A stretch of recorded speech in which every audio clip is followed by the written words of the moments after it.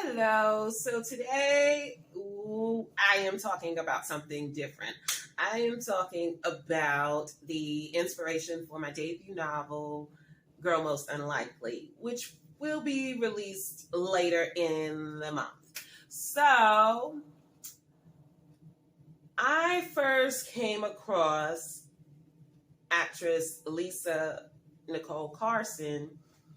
I think it was Love Jones, but it may have been something else. But I remembered her from Love Jones, because I always liked her character in Love Jones. And I don't remember the character name, but she played Nia Long's character, her best friend in the movie. And she was just such a fun, not too serious kind of gal, but she had her friends back and she would offer, that good advice, but wasn't too strong in her opinion. She was just a good homegirl, to have in your corner. And so I really liked her character in Love Jones. And then she went on to, she's done other things. She has other credits to her name, but what else I know her from is Ally McBeal with Callista Flockhart. And it was during that time, it sounds like she had some mental health struggles that I guess interrupted her Hollywood career. So years later, she then opened up in, I think it was Essence or one of the magazines. She shared her mental health struggles and how she took a hiatus from acting to take care of herself. And then it sounded like she was returning to acting. And I'm not really sure what she has done recently, but it was in that I was remembering that when I decided and came up with the premise for my debut novel. Now, I have attempted to write a couple of stories in the past, and they just weren't working, right? They weren't behaving the way I needed them to. They just weren't flowing. So I just abandoned a lot of other projects along the way, and then this is the one that I wrote to completion, and I feel like it is at a place where it is publishable. So, in this story, we follow Georgia Banks, who is a 20-something actress who recently broke up with her boyfriend of 3 years, who is also an actor, but he's more of the high caliber actor. And she's more of an up and coming actor. And so she's dealing with the recent breakup, and also she is dealing with, or I should say she's ignoring her mental health because she's being driven by her career ambitions. And so that ignorance is causing issues in her personal and professional life. So when I came up with a concept for this, it was because of what Lisa Nicole Carson was talking about in her interview. And I thought to myself, how would someone navigate Hollywood while struggling with mental health? Because in my observation of Hollywood, I am no actor. I'm not in the industry in any way, and I don't want to be. But, just as a consumer of the content, and just observing the people who are in Hollywood and how they behave and how they talk and stuff like that, it just seems like it's not a place where you want to divulge those personal struggles. Put it that way. So I was impressed with Carson, the fact that she opened up about it, and then the fact that she's a Black actress of a certain age. And I hate to, I hate to emphasize the age thing, but I mean, it's just that she's not young, so she's already limited as far as what roles she would be offered. And then when you hear mental illness, I mean, that doesn't make somebody want to leap up and offer you a job, I mean, that's where we are. I'm not saying that's how I would be. I'm just saying in general, when people hear that, they're not like, let's give her a job, And it was interesting because just me in my normal everyday life, I don't see people wanting to be that vocal about mental health. Although I think with what has happened in the past 3 years, people are, you always see on social media, I'm taking a mental health break and, all this stuff. So it is becoming more acceptable to discuss mental health, but still in Hollywood, I can't see it being all that receptive to the person who struggles with mental health, especially when it's such a demanding schedule, it sounds like, when you are actively working. I mean, you're away from home, you're on set for hours, for weeks, for months, blah, blah, blah.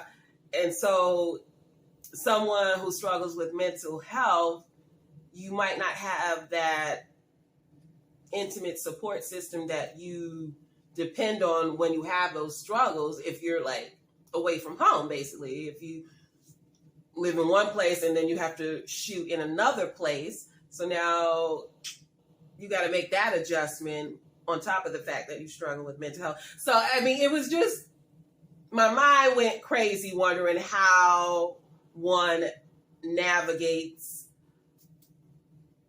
Hollywood while having those personal struggles. And so it made me think to write this story.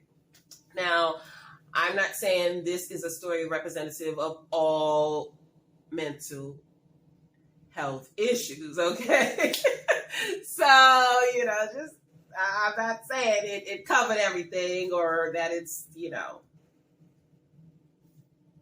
it's going to be some, classic story about mental health. But this is just the story I wrote, what I came up with based on what I listened to from her struggles, Nicole Carson, but also I did watch a lot of Hollywood Reporter, their roundtable discussions with other actresses, and hopefully I did a decent job of depicting a Hollywood actress, but it's not the kind of story that is flashy. It's not about being like the Hollywood actress that everyone covets. It's not that kind of a story. And Georgia Banks probably is on the unlikable side. I am aware of that. But just know she's going through some things. You might get a little annoyed with her if you decide to pick up this book, but just know, just take the journey and, just be patient, okay? But she is not the typical likable character, okay? So I did write her in a certain way because that's how she came across to me. And like I said, it's about a Hollywood actress. She's dealing with a breakup while also trying to get her career, in an upward trajectory. And so in my research, I started thinking about other Hollywood actresses who I am aware of that struggle with mental health. And another person who came to mind was Dorothy Dandridge. And I remember when I was in high school, I tried to read her biography and I could not get through it, okay? It was So Dorothy Dandridge was a black actress in, I think, the 30s and 40s. I think around, wait, let me look. I might be totally wrong. Okay, it says from 33 to 1965. And she passed away of a drug overdose in 1965. But I think I remember her from Carmen, or I know her, I've seen her in, okay, Carmen Jones came out in 1954. So yeah, so she was I think she was a well-known actress, I don't know, but she was this gorgeous woman, beautiful, beautiful woman in her day, but she had struggles with mental illness, probably induced by American society because she was a black woman trying to make it in Hollywood, but also other issues that she had. And I remember I was trying to read her biography, and it was so depressive that it almost was like a transference was happening where her depressive spirit was transferring onto me, and I just could not finish that book. But she comes to mind as well as one of the people who I thought of when concocting this starlet. So she's probably a collage of multiple people that I know in my personal life, and also just people, actresses from Hollywood whose information I gathered from interviews and such. But that is the inspiration for my debut novel, and I just wanted to shed light on that and let you know to be on the lookout for it when it comes out at the end of this month. So that's all I have for you today, and if you like this video, please give it a thumbs up, and please consider subscribing. I post videos every week, and you can hit that notifications bell so that you will be notified when I have a new release. And yeah, that's all I have for you today. It's short and sweet, I think. But I hope you're having a great day.